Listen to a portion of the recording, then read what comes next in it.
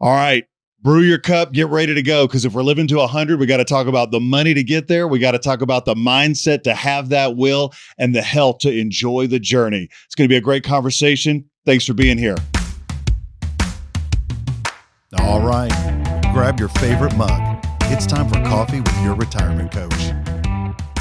Welcome back to Coffee with Your Retirement Coach. I'm your host, Aaron, with our coaches behind the clipboards. Got Randy and Nick Yeomans with us. Hey, Aaron. Hi, Aaron. We want to live long, but not longer than our money or our health or other resources.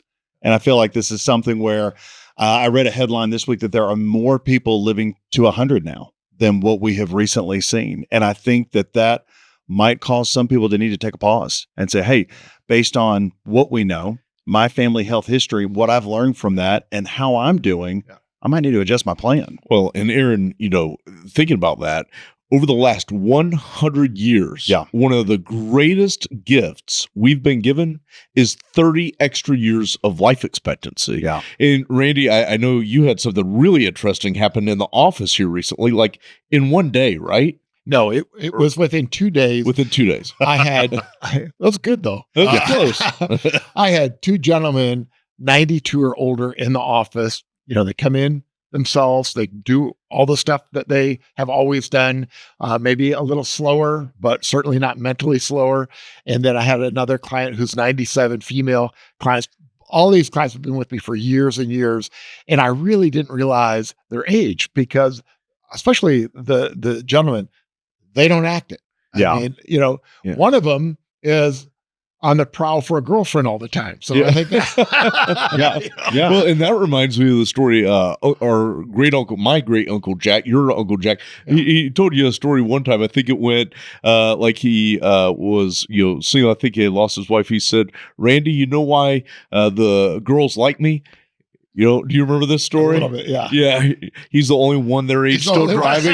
Yeah. Oh, and that's why it's so hard sometimes when clients ask, well, at what age do these things start? I'm like, I'm clueless. Yeah. Because I'm hearing some of the greatest life stories this past Tuesday from an 83-year-old who is living. I think one of the things that we have to do, kind of a brain flip, so much of retirement planning was designed around you retiring and dying in a couple of years. Right. It destroyed the defined benefit plans. They could not keep up. The actuaries couldn't figure out a way for that to work. So we went to defined contribution plans. In my own story, my mom passed away in 2023 at 95. She was 2 months away from being 96. Same month, her 99-year-old sister passed away a few days before my mom did. And my mom was only hospitalized to have childbirth. And the last 3 months of her life, she was in and out with health concerns. So 3 months at the end. And there's a book out called Live Long, Die Short. Well, and Randy, I mean, here's the thing. You're a certified retirement coach, which delves into all things retirement, right? I mean, you have studied this, and I know you're an awesome student when it comes to studying longevity. You've read so much on this topic. What I thought you might be able to do for our audience today is really kind of dive into some of the observations of living longer. I mean, you're going to live to 100. What does that really look like? If you were to say, I want to live a long time, I want to live a healthy time, and I want to make those years really count. Yeah, I think that's great. There's a lot to your question. I think one of the things that we need to realize is that we need a different kind of health plan. And I'm not talking about insurance. Right. I'm talking about a health plan that takes into account what kind of quality life I want if I live a long time. And that means that we have to do things differently than we probably planned. And, there's a lot of people who've talked about this before. Life is hard. Choose your hard. So one of the things is it's hard to get up in the morning and go for a walk. It's hard to lift weights or do strenuous exercise and things like that. But the number one medication in longevity, the one medication, Metamucil. That would work for you. Okay. Yeah. Sorry. No, that's all right. I like where you're going. Okay. There. Yeah. Do you need a little relief today? Possibly. Yeah. So the number one medication of all the medicines out there, there's one that is so superior that there's nothing close to it. Yeah. No, like medication to do what? To live long? For a quality longevity. There's only one medication that ranks number one. What are you prescribing? Exercise. No, yeah. No, not fruits and vegetables. It's not fruits and vegetables. no, It's that's good though. unbelievable. Yeah. But you know, one of the things that I think has become more, that we become more aware, is that exercise has to be very intentional. Yeah. And for a lot of us, the thing that is the number one deterrent of having a healthy longevity, meaning still being mobile and being able to do everything, is continuing muscle mass and strength. Yeah. So lifting weights or doing resistance training and things like that. So we're not going to have a whole episode about that, but I would be remiss if I didn't mention the fact that exercise is the key to a quality longevity. There's another one that I would say I'd put up there pretty close to it if you want to have life enjoyment into your later years, and that's being involved in the community. Yeah. Having a social life. Isolation is death. Yeah. You really need to do whatever you can do to get involved in the community, to maintain friendships. Maybe it's golf, maybe it's pickleball, maybe it's walking with friends, maybe it's joining a bridge group or something like that. That social connection, that is huge in the quality of your life into retirement. Yeah, I think we really do need each other. Oh, right? 100%. And it cracks me up because there's a lot of those groups that's kind of the defining thing. Hey, this is my bridge group. Right. This is my Sunday school group. Right. But really, that's just the linchpin. And it's the smallest percentage of what they actually do together. They're grabbing meals together. They're going to movies. Some of them vacation together. Absolutely. And again, and it is the interest based, but it is people that are doing life with other people. Yes. Yeah. It's huge. And so don't overlook that. Yeah. If you find yourself feeling a little bit more isolated, go out of your way to get involved in something, even if it's just a casual visit, and try more than one thing till you find your thing. Yeah. Well, and I think that's really sage advice, because I've met with a lot of people that have a lot of money, but they're lonely. Yeah. Yeah. And it's easy to happen. Yeah. Especially if you become widowed or you've had other tragic things or poor health, and you can't do some things that you used to be able to do. Number one thing to do is work on that part. I mean, work on the connectivity, work on your physical exercise. And if you can afford it, maybe get some professional help with that. Maybe, the hiring the coach, I used to tell people, you don't hire the coach just for the techniques that they teach you for your physical wellness and that, but because my clients, the people I work with, they're dependable. Yeah. If they set an appointment, they make an appointment. So if you set an appointment with a trainer, the big thing is you'll show up, and that showing up is key to having success in this area. Man, that's really good. Nick, in my grandmother's kitchen, she had 2 food-related tins that had no food in them. She had a butter cookie tin that had needles and seam splitters and patches and thread in it. And she had a Folgers coffee can that we weren't allowed to touch because it had rainy day money in it.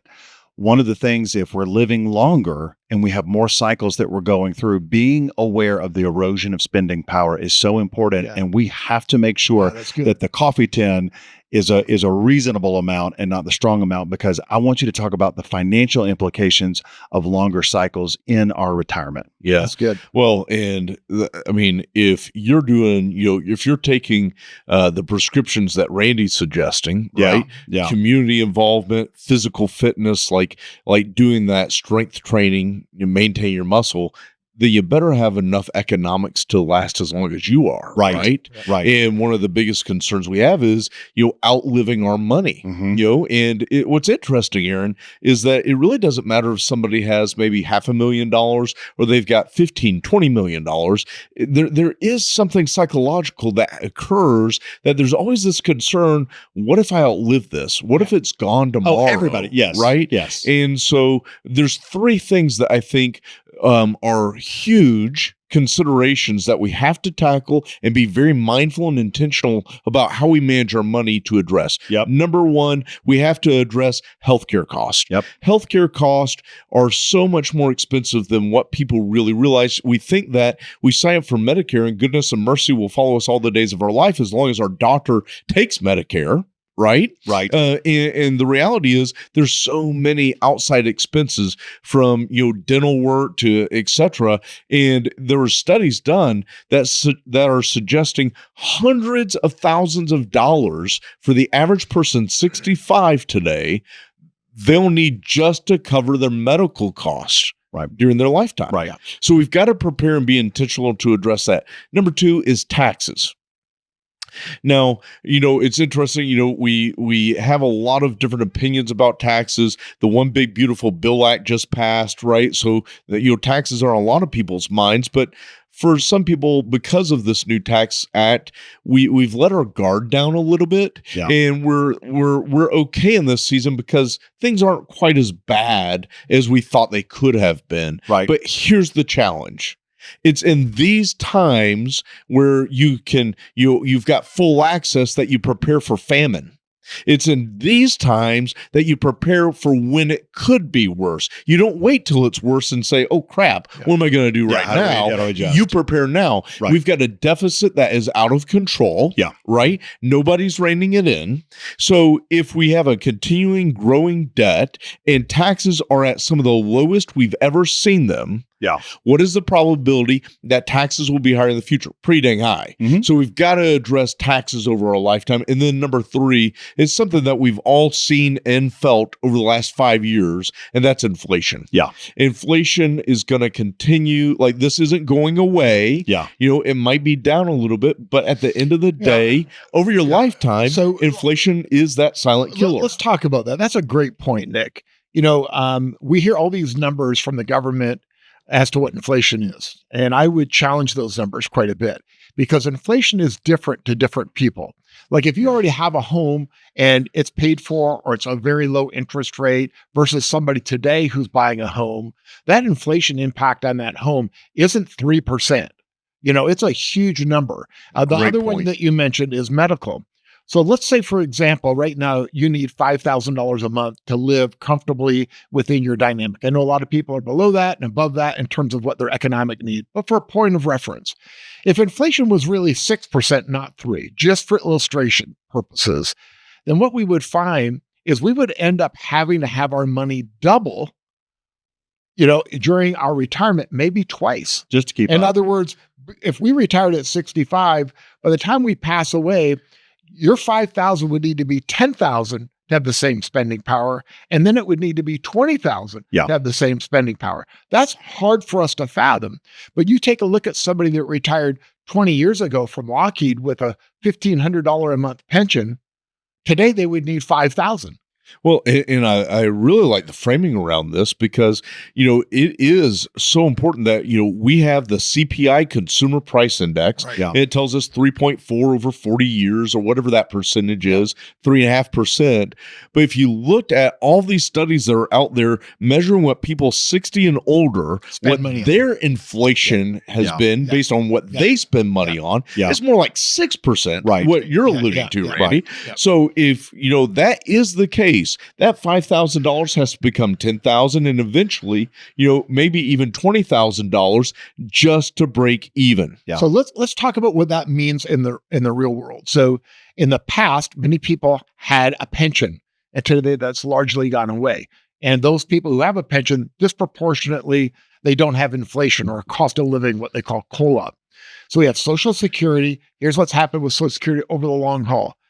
It goes up based on inflationary factor, and so does the cost of health insurance, which wipes out almost all the increase. Okay. Yeah, that's really. Then there are a lot of so-called financial planners and investment people out there who even hold themselves out as fiduciary and then get people through fear to lock their money into products that they can't get their money out. They end up being all tied up in things. And I have looked at a lot of those things that they've been sold over the years, and they anticipated a 6% return or something like that. They literally, in good markets, sometimes have made no money and they're illiquid. Yeah. So what I'm going to say is you should consider your investment pool, the things that are going to carry through retirement, in a prudent fashion. And let me give you a way of determining that. I want you to think about your investment capital as not being your own. I want you to think about it as here's a pool of money that belongs to my uncle or my aunt, and they're no longer able to take care of themselves. Mm-hmm. And I've been put in charge of that pool of money. Mm-hmm. And I've got to make sure that pool of money will last them 25 years. I'm not going to put it in a CD. I'm not going to put it in a money market. I'm not going to put it all in stock. Yeah. I'm going to be prudent. I'm going to have an investment plan that matches the withdrawals that they need over the time that they need it. And if I'm in that relationship Yeah. and I had to report to somebody like the probate Like a court, judge, or yeah. a judge, and they look at me and they said, "How did you invest your aunt's money?" I can't say, "Well, I was a little bit concerned about the market, so I shoved it in an annuity, or I put it in a CD, or I put it in money market, or I put it all in stock." Yeah. I can't do that. I've got to have a plan. You would Yeah. do that because I know who you are. You would do that for somebody else. Yeah. The problem is many people don't do that for themselves. And so Yeah. our job as fiduciaries, as an investment advisory firm, is to design a plan that has life expectancy involved in it, inflation involved in it, the risk tolerance of the participant in there. And then if we go through that process, I'll give you an example of what I've seen. If a client is overly aggressive, I want to tell them, you really don't need to take that much risk, but you can afford to take it. Yeah. Or if they're super conservative, and I run the analysis, and it says, based on how you would invest money with your risk tolerance, your money's not going to last 25 years. It might last 15. Is that okay? Mm-hmm. And often if people are educated and they are shown the behind the scenes way that you could formalize this stuff so that it is using what I would call a prudent, tool, something that takes into account probability, they can make better decisions. What Randy, this comes down to is an educated client is an empowered client. Yeah. If they know the numbers, if they know the math, they're empowered to make those really important decisions that might be a little different than what their natural inclination leads to. Yeah. But it all comes down to being intentional with your money. We can't just hope and pray that things work out. Hope's not a plan. We all know that, right? But, a lot of people think, well, I've got my 401k over here. I've got my IRA over here. I've got my CDs over here. I've got this old rollover IRA over here, right? And so I'm diversified. I've got stuff. But the problem is, in middle America, for most people, it's not coordinated together because everything should work together. Intentional. Very intentional. Yeah. And that's something that really affluent folks have typically done better. Yeah. So if we're talking to the middle-class millionaire out there that's accumulated well at Lockheed Martin or Delta or something like that, they've done well, they've accumulated in their 401k, and they've got these other things out here. One of the most important things they could do to address the longevity risk of their money is to coordinate it together so they've got their distribution money, they've got their short-term need money, their health money, and their long-term, we're going to beat taxes and inflation money. Yeah. It has got to be intentional. And I think it comes back to, Randy, education, which you're suggesting. I would say, and fear is an education tool, but many people in the financial industry use fear as a way to get people to buy products from them. But you get a really good steak dinner, Randy. I'm telling you, that it just is so difficult to see some of the things that people have been talked into. What I like is liquidity. I like to have an investment portfolio since I know that about every 4 years, the government's going to change and the rules are going to change. I don't want to lock myself in for 10 years into something that I can't make a change in it. Now, some things maybe, need to be tied up in that, like real estate's not very liquid and real estate's not a bad investment or a good investment. It is a diversifier. So there are exceptions to this, but the majority of clients should maintain investment portfolios that are prudently invested and liquid so that they're not tied up and can't make adjustments and changes as their life changes. So if you're talking to somebody and what they're offering you as the primary tool is something that ties your money up, locks your money up, I'd run. Yeah. I would run. Yeah. Well, and I think here's the other piece to that. If I'm having surgery, let's say brain surgery, because I need some help. All right. But let's sounds like a good idea. I'm probably going to get a second opinion. Yeah, that's good. Yeah.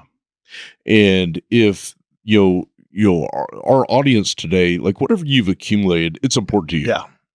$500,000, $5 million, doesn't matter. Yeah. Whatever that is, it's important to you. Yeah. You want to be wise with it. Yeah. You don't get a second chance. You don't get a do-over. This is it. This is the time. It's the line in the sand. This is the time. It can be scary. It can be scary. Yeah. So get the second opinion. Yeah. There's nothing wrong with getting a second opinion. Yeah. It's too important not to take the time and make sure you're really confident at the end of the day you did the right thing and you were intentional with your money. Well, and to Randy's point, a lot of that can be driven off in an emotional moment. And when we're talking about not just 5, 10, 20-year planning, but you're potentially going to live to 100, and we want to plan for even longer, we need to have a wide field of understanding. And like for all the clients last year that were retiring into an interest rate of almost 5% and saying, well, I'm just going to empty out my 401k and put it in CDs because I can live off the 5%. Okay, but what about the taxes? And what about next year when we're not earning 5%? Well, you don't have a crystal ball. The reality is, if you had a 4 or 5% return on a fixed income and you pay taxes and we have inflation, you've got a negative You've gone return on your backwards. capital. Yeah, absolutely. You've lost money. And that's where it takes someone with a steady hand to say, let's talk about the textbook. And then let's also talk about what's going to happen throughout the seasons through what's a long life ahead of us if we're living to 100. You know, if I'm looking for a coach in any area of my life, I want to work with a coach that's helped people get to where I want to be. They have a proven track record. Yes. They've worked with those people. And that's something that, as a firm we've done is we've successfully helped hundreds of people navigate that longevity risk to make sure that they were set up to do the things in life. Like the 92-year-old gentleman and the 97-year-old, that lady that you've been working with. I mean, that's a long time you've helped them navigate this retirement life. Yeah. And so, again. And by the way, all of them with challenges, all of them with things that have happened in their life that have disrupted, the easygoing situation. But we want to have, a trusted plan. We want to be able to have communication. Yeah. We're certainly not the only firm that does this, but I've said, sadly, it's disproportionately not proactive advisors that are out there. It's product salespeople and folks that have maybe a discipline. Maybe they focus on an investment strategy, but really encompassing the things that we've been talking about with regard to longevity, recognizing that life doesn't move just in a straight line, that there's going to be some difficult things, and having a plan that, if you will, it has some risk applied to it. It has some stress applied to it. Does it still work? Does it still work under this dynamic? And I think the reason I like the approach that you've taken, Nick, with education and using education as part of the planning process is, if I'm taking a long trip and I don't anticipate that there could be a roadblock that I planned on being on, or I could have a flat tire or something like that, then my plan works really good until chaos hits. And then I've got to figure out that I've got a plan. So education is key to walking through those things. Your plan needs to work whether there's high inflation or low inflation, whether the tax laws change, whether you have a health hiccup or not. A plan should take all those things in consideration. No, that's good. And I'm gonna use that. I mean, my tire iron, my spare tire, they don't get used many days, but on the day they get used, but I'm not going to carry around 4 spare tires either. I'm going to have an appropriate amount of diversification, now, half protections. the people listen to us don't know what a tire iron is, so we got to go. Well, and I'm also Southern, so it is a tire, TIRE. It's what I'm saying. I don't know what you're Not hearing. Not tar. It's a tool for changing that instrument. So here's the reality of it. If you fall into that category and you read those headlines and you go say, hey, I might live to 100. I might want to live to 100. Now let's plan to live to 100, and let's take care of this. Let's take care of this, and let's take care of this by staying coachable. We want to encourage you to email us. If you've got questions that have spurned out from today, email us at connect@yourretirementcoach.com. Stay with us a long time. Subscribe, listen to the episodes, pull from it what is going to help you in seasons, in moments of triumph, and in those emergency situations to live well, retire well, and do some of your best living in that from 70 to 100. Thank you for being here, and I want to encourage you to stay all the way to 100. Coachable. We hope you enjoyed today's show, but you may have questions for our coaches, and they can be emailed at connect@yourretirementcoach.com. If you know someone that needs to hear this episode, we encourage you to share it. As a reminder, the content of this podcast is for educational and entertainment purposes only and should not be construed as advice. On behalf of our coaches, we want to thank you for listening and for being coachable. Yeoman's Consulting Group, a registered investment advisor YouTube channel based in Marietta, Georgia. We strive to provide comprehensive wealth management services for every stage of the journey. This platform is solely for informational purposes and is not offering advisory services or sales of securities. Investing involves risk and possible loss of principal capital. Comments by viewers or recognitions are no guarantee of future investment outcomes and do not ensure that a viewer will experience a higher level of performance or results. Public comments posted on this site are not selected, amended, deleted, or sorted in any way. If applicable, certain editing of personal, identifiable information and misinformation may be deleted. The opinions expressed herein are as of the date of publication and are subject to revision due to changes in the market or economic conditions and may not necessarily come to pass.